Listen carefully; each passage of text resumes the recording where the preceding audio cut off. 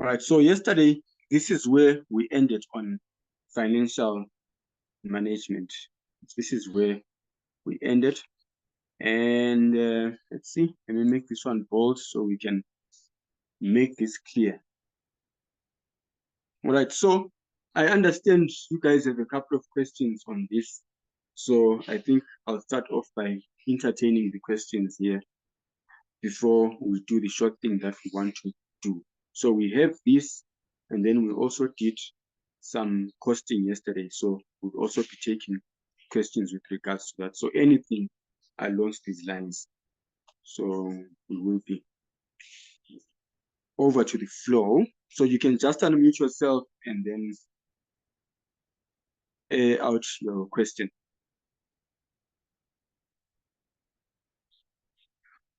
I think Palesa had a question, but I don't see her here. I don't quite see her here, but she had a question. But please, anybody with a question, it's better to ask the question now. So if there's anywhere where we missed each other here, on any of these figures, I'll gladly clarify the issue here. So remember, it's highly likely that you will get a question on this, right? So it's always good to not just ask what we are doing, but why we are also doing what we are doing. Then I hope I'll be able to clean that up. All right. It's better if you ask me here. It's better if you ask me here.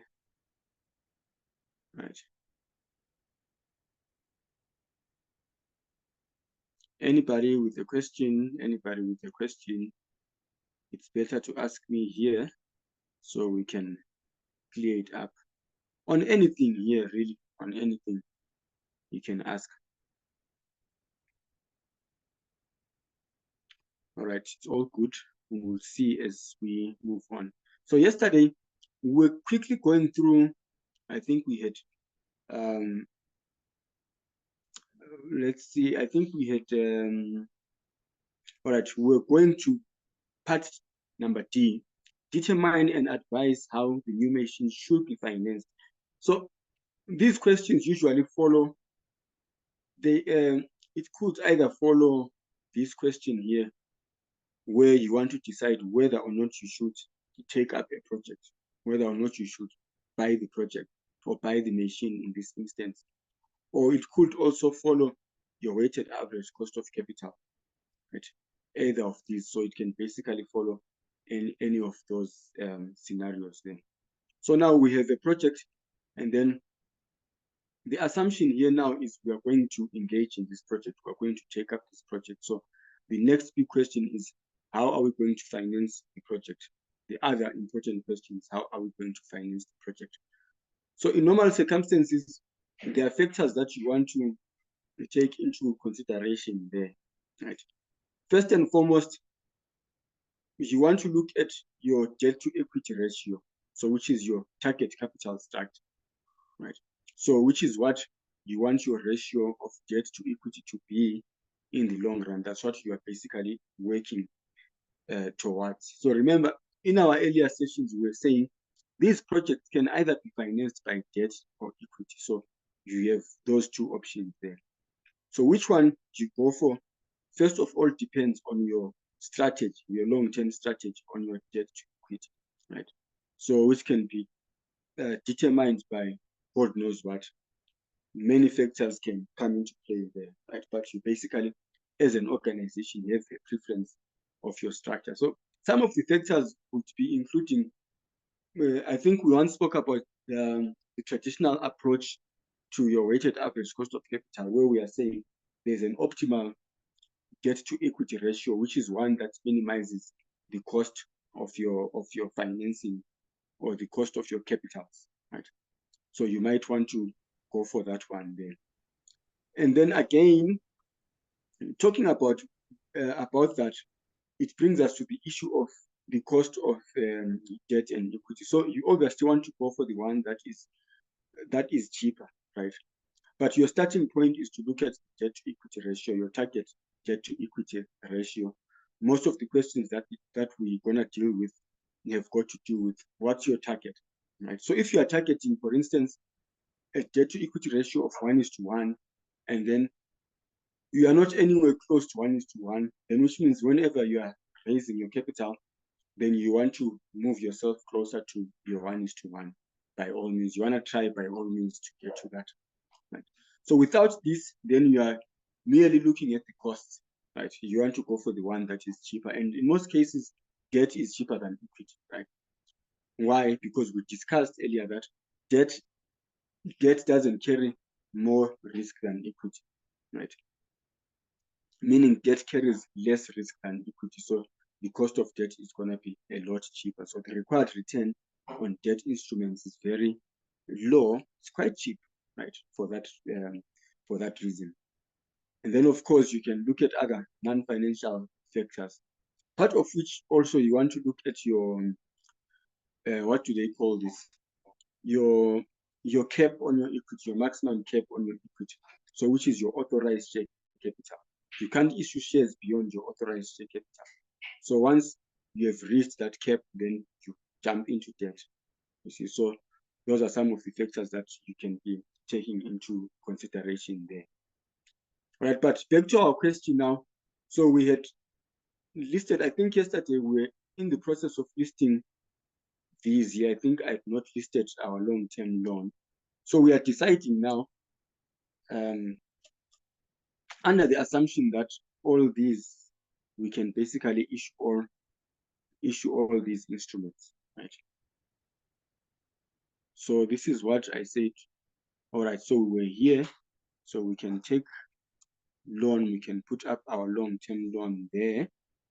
And then I think the one that I hadn't put up now is the 14% preference shares. So let's just say 14% preference shares. All right, so right, this is very easy. All right, so let me put it this way. This is gonna be our debt here, and then our equity is on top, right? So this is our debt, and then our equity is the one that's on top, right? Why are we doing this? We are doing this to find out what amounts we can put here on the additions, because we require more capital, right? But in what proportions are we supposed to get that capital? That's what the question basically wants us to get there. Right, and then we are getting our guidance again from this part of the question where they are saying we're on D, right? The new machine working towards capital structure, right? So we are working towards the capital structure. So you should consider the funding options available as well as the capital structure using book values. So we are using book values. So hence, if it's book values, you simply go to your extract of your statement of financial position. This is where you get your book value. So our equity, I think we already put up this 1220, right? And then with preference shares, then we can as well put 120 and 680. Right, let's put it up. Right, we want our 120, and then the other one is what, 680,000. All right, I think that's basically how we have that. 120 for preference shares and then 680. Okay. Right, can I just increase this a little bit?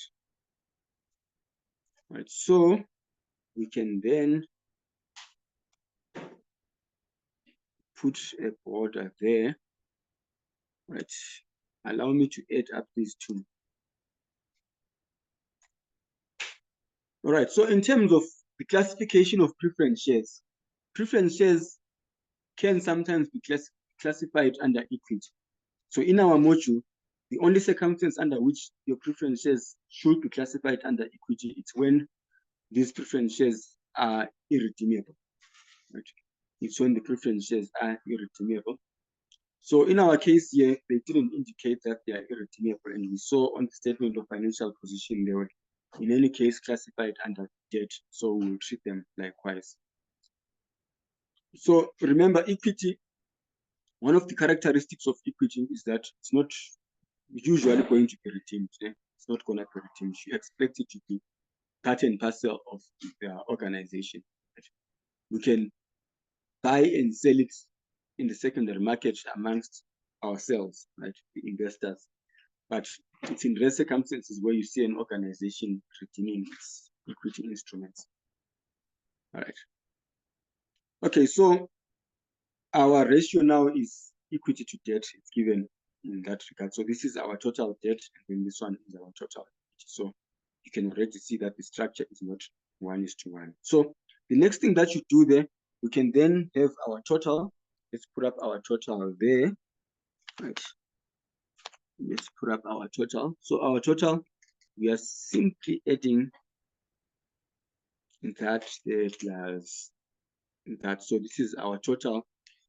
Total before the introduction of new capital. That's our total. All right. And then from there, we want to see how much is required on this project. So I believe the project was 600 million from what we gathered last time. I think it was 600 million from the previous question. There you go. We are planning to buy this using 600 million. All right. And then, all right, let's see if there's anything that we need to, right, if there's anything that we need to take into consideration there.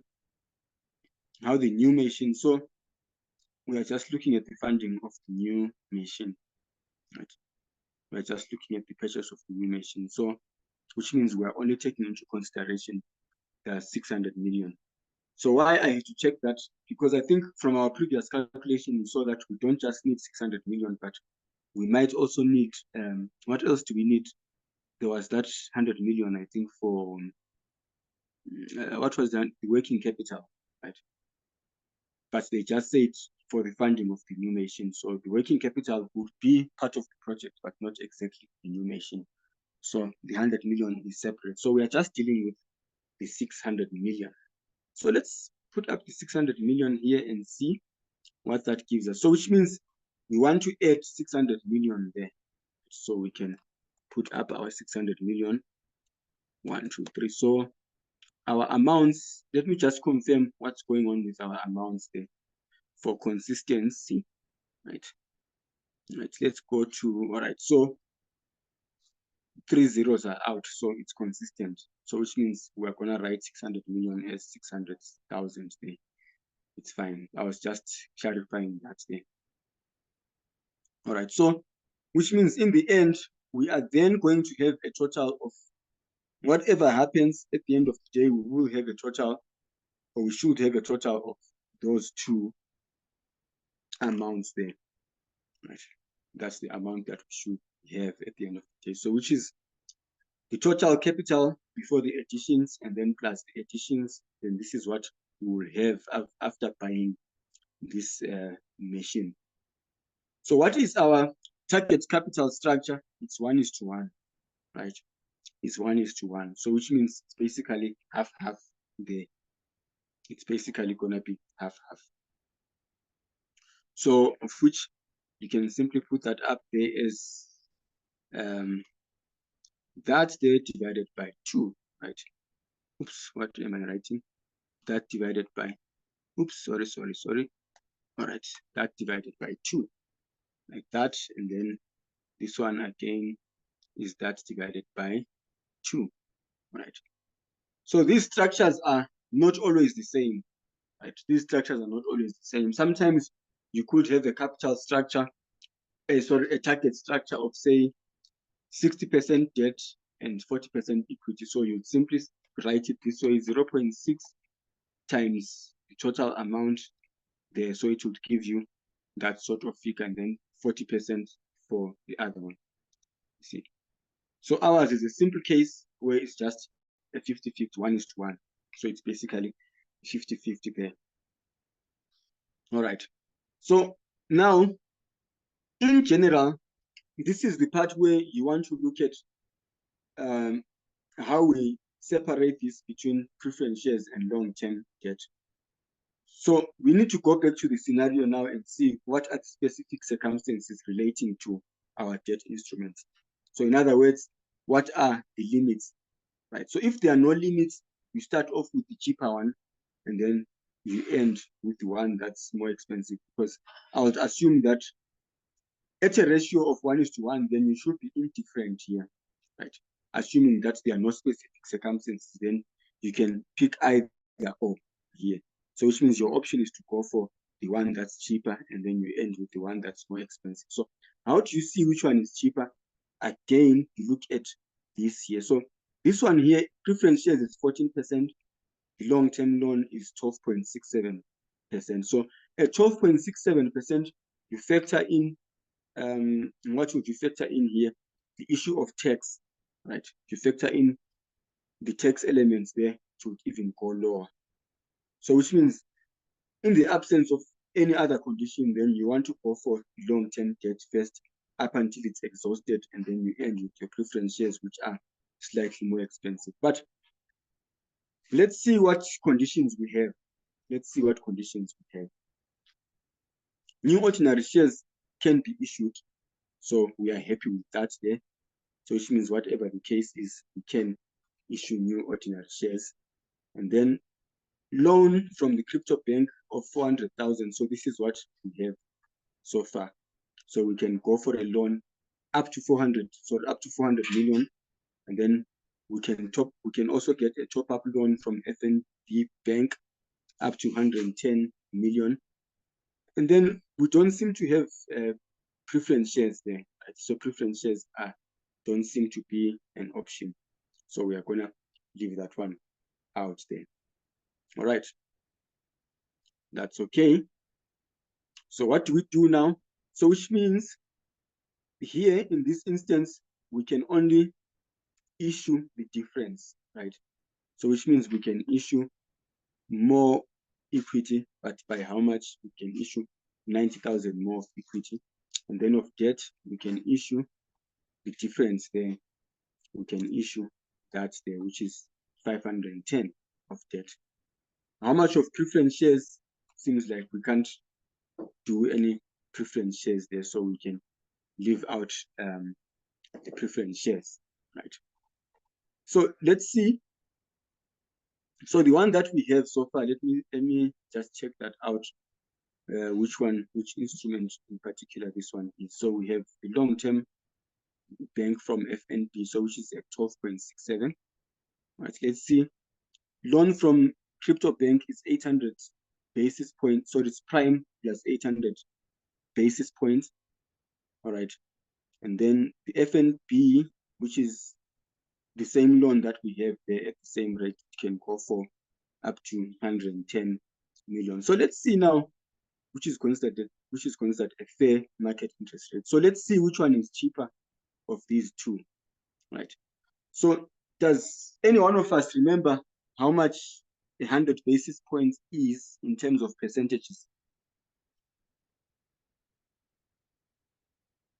Does any one of us remember?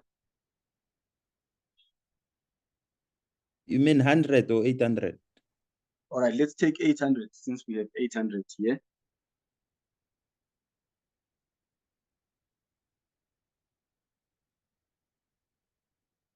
How much is 800 basis points in terms of percentages?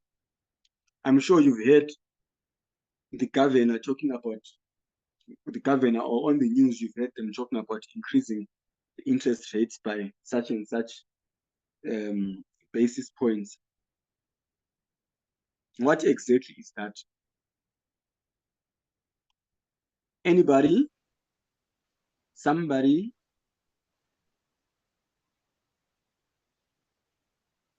8%. Come on, guys.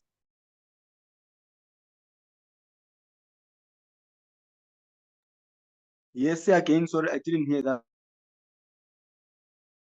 I think it's 80%.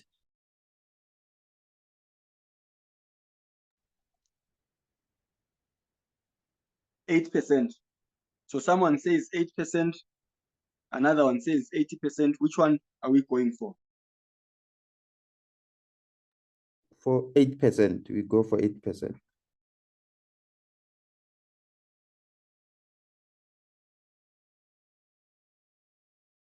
All right, so we are agreeing to go for 8%, right?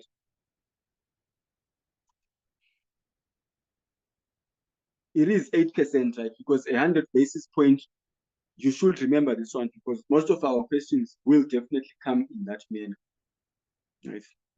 Take note that every time when we refer to 100 basis point, it's 1%. So 800 is going to be 8%. Sometimes they talk about 50 basis points. So when it's 50 basis points, it's going to be 0.5%. So let's see what our prime is there. Right. The prime lending rate is 7%. All right. So if the prime lending rate is 7%, 7 plus 8, what does that give us? That gives us 15%. Right. So which one is bigger now? Let's see. 15% and 12%. Obviously, right? 15% is bigger. So our first option is to go for the loan, the FNB loan, right? But it has a cap again. So let's see what the cap is. So it's up to 110 million. So let's go and take up that loan of 110 million. So which means we can go for this one there. It's 1, 1, 10, 1, 2, 3. Right, so looks like we need to make an addition now for the other loan. Yeah? Right, so this one is kept at 110 because that's the maximum that we can get with that FNB loan. So we are not gonna go anywhere beyond that. But there is Crypto Bank now, which can lend us up to 400 million. Right. So, but do we exactly need 400 million? Let's see how much more we need on that day. Right. Okay, so how we go about this one now, this needs to be 510. Whatever is here needs to be 510. Right? So which means this one becomes the balancing figure there. Of course, subject to the constraint that it must not go beyond, let's see how much, it must not go beyond 400 million. So which means in our case now, it goes exactly at 400 million. And that's the case. So here, by the way, I must stress that it's a coincidence that this one is 400 million. It does not necessarily have to balance, right? It does not necessarily have to balance. In some instances, you will have a situation where, say, we can also take up preference shares, right? And then maybe they tell us that the crypto bank, we can only take a maximum of what? Of 300, say of 300 million. Then we'll put up our 300 million there, and then the remainder would go to preference shares, right?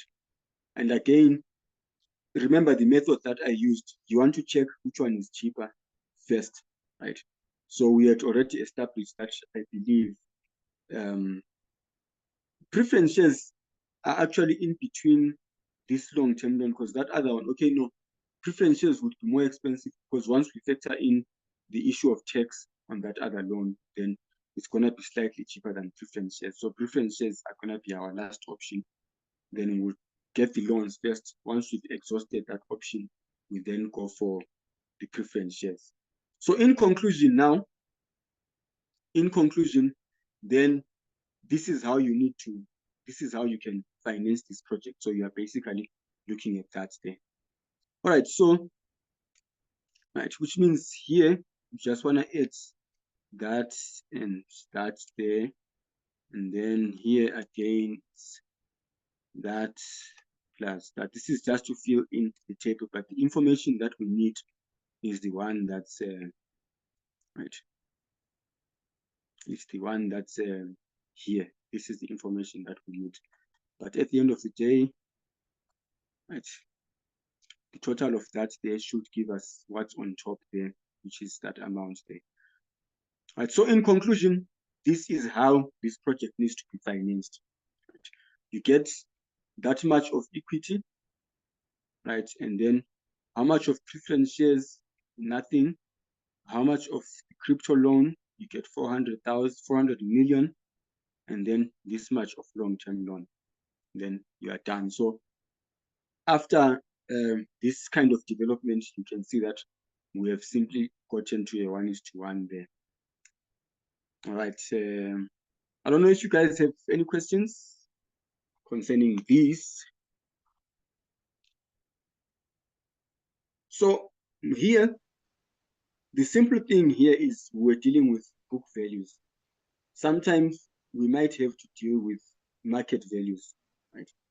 So if it's gonna be market values, they could have asked you to start off by calculating the weighted average cost of capital using market values. Then they know you must have calculated market values. Then you simply take the market value of equity and the market value of those debt instruments, right? And then you basically do the same thing here. You just about do the same thing. Then the next question would be, what other factors can you take into consideration, right? Besides these mathematical calculations or these quantitative factors, are there any other qualitative factors that you can take into consideration? Maybe what can you think of, right, before I give you that one? Because I'm also not reading them from anywhere, so I'm going to be sucking them from my head.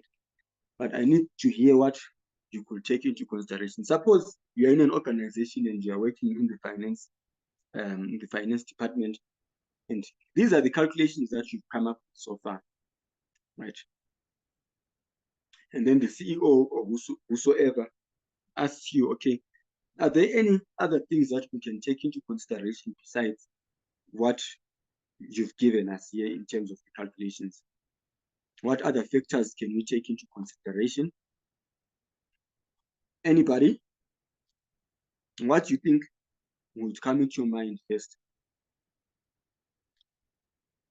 So the actual question here is, what you should be asking yourself is, before you issue equity instruments, or before you issue any of these debt instruments, what do you take into consideration? Right. Before you enter into a loan, what would you take into consideration? Anybody? What do you think there?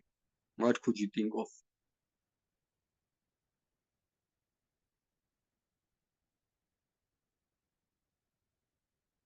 Or maybe I should start. Let me just start, right?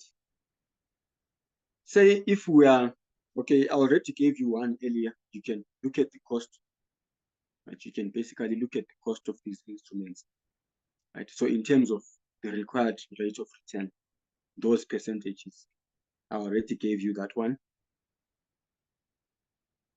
I already gave you the other one. I said you can also look at the limits that you have, of which we looked at the limits, right, in doing this. So why would you mention that? Because here specifically, they make reference to the capital structure. So besides the capital structure, look at the limits, right? What other one can you look at? You want to look at the timing of your cash flows, or the cash flows that are okay. I see somebody wrote something. I like this. Let me read it properly. I like this one from Sisanda. Current assets ratio inventory basically can use your assets to pay off your debts. All right. So what we could do again, Sisanda, in line with what you are saying. Sometimes remember some of these instruments here are subject to particularly what you call those things, collateral. Right? They are subject to collateral. So do you have enough collateral to pay these ones off? Right? Do you have enough collateral to pay these ones off? That's what you want to look at, one.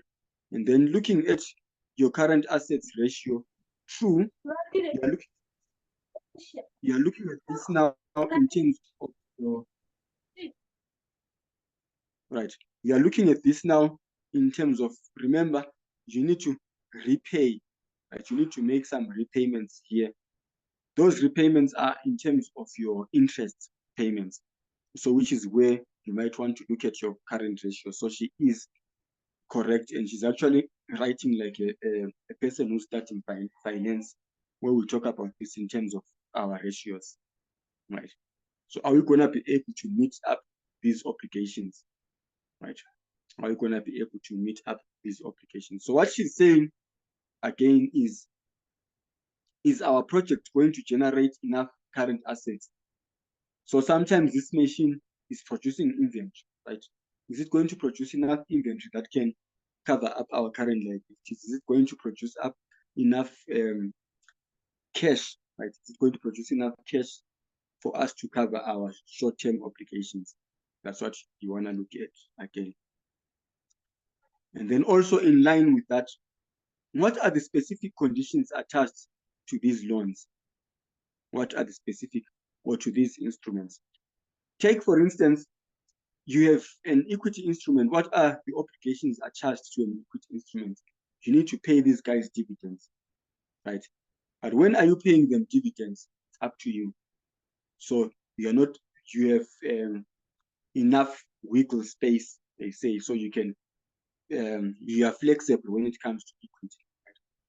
No one is going to be coming to your door saying pay. But when it comes to debt instruments, you are under an obligation to pay interest, right? Sometimes those interest payments are varied, right?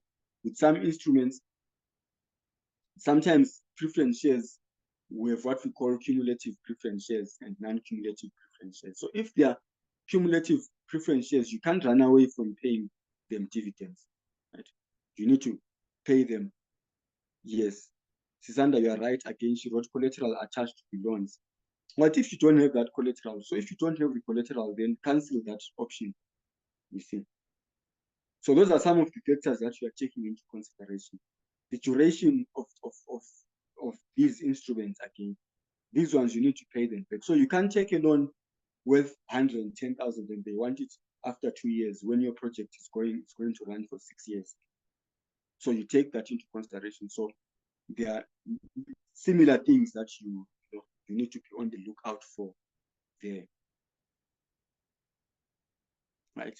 Anything else, guys? Anything else that you can think of? I think I've almost exhausted. my mind on that one. And please remember, if you have questions, it's always good that we address the questions while we are here, while we are still on the stuff, right? All right. So with regards to this one here, I think, like I said, the next body is going to cover weighted average cost of capital. So this one we have done.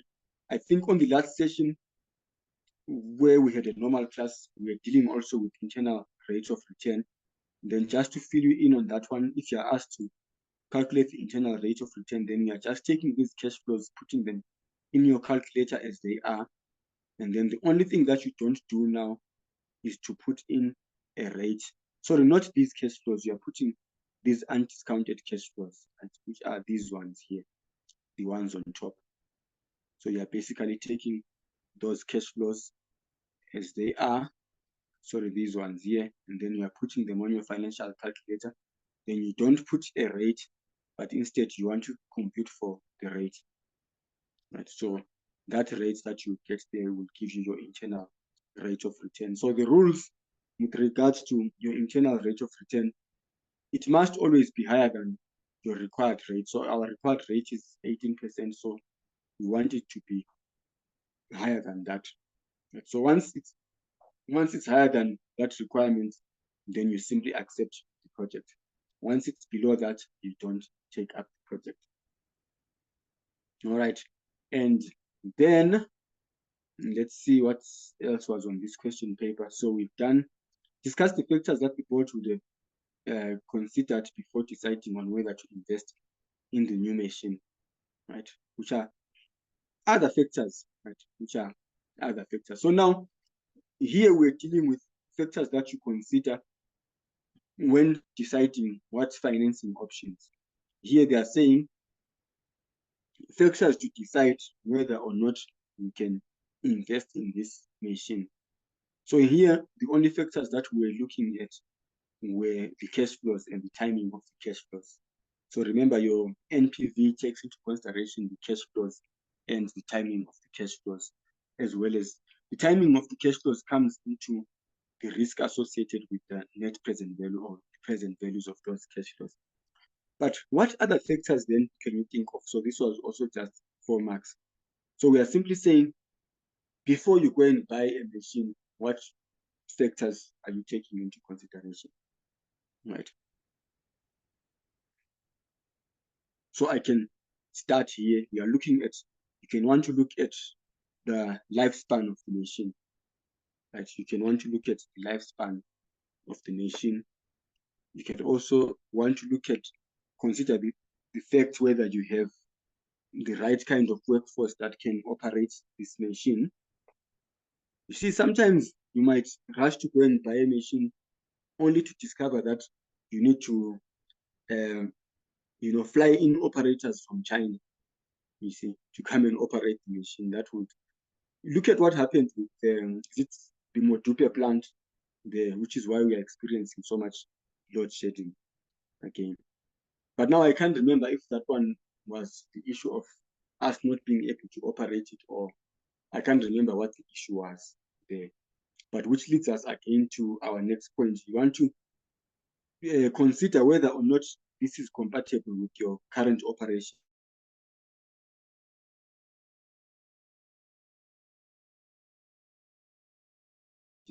Right? All powered while all your other machines are, say, they are electricity powered or they are diesel powered, you see. So you want things that are compatible there, right? You also want to look at issues of technology, right? You want to look at issues of technology there. And then again, where are you buying the machine? How quickly can you get the machine down the side, right? How easy is it to set up the machine? So you see, there are a lot of things that you can come up with here. So which is why when it comes to theory questions there, you need to go this route on your own, right? You need to go this route on your own because it's very easy to think of something on this one. All right, and then we've done part D, and then calculating the ratios. Okay, this is not easy. All right, maybe next time we'll be looking at levels of working capital in a company. And then part G, just in time, is a management philosophy in pursuit of elimination of non-value-added activities and critically discuss the circumstances that allow the successful implementation of just in time. All right. So in conclusion, does anyone know anything about just in time? So this is management, right? This is under management now. Probably it was covered in maybe MNP or MNG 15 something or 26 something, but they also feature in these questions here. Anybody who wants to comment on just in time? It's a method, by the way, used in stock management, just in time. So this was particularly used by the Japanese. Right? It was particularly used by the Japanese. So just in time has got to do with you not holding inventory, right? It's got to do with you not holding inventory. Suppose you are in, let's say, what business? Say the furniture business, right? Suppose you are in the furniture business. So you don't hold up your inventory of raw materials. So you only buy your raw materials when there's an order. So you only stock up when there's an order. So that's why it's called just in time. So you get it just in time for making a delivery. So which means you are not gonna be having any inventories held. So they normally do that to avoid situations where, say, you have ordered your inventory and then for some reason say people don't buy, and then you end up having, we refer to them as holding costs, right? Which include the costs of insurance, the cost of storage. Sometimes it might even go obsolete, right?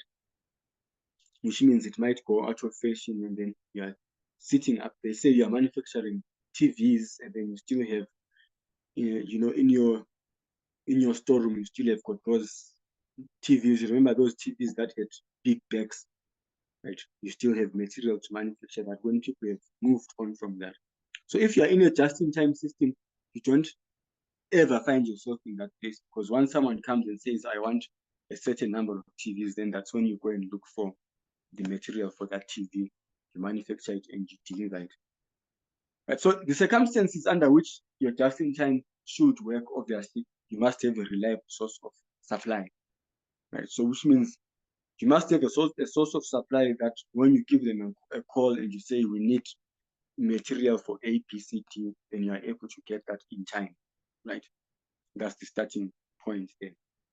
Then, of course, for it to work again, you must be in a situation where, or you must be dealing with circumstances where you are manufacturing, I think they call it, you are dealing with orders, right, which are differentiated orders. I think in management accounting, you'll be dealing with job costing, where you are saying each order is different for each person, right? It's personalized and it's different for each person.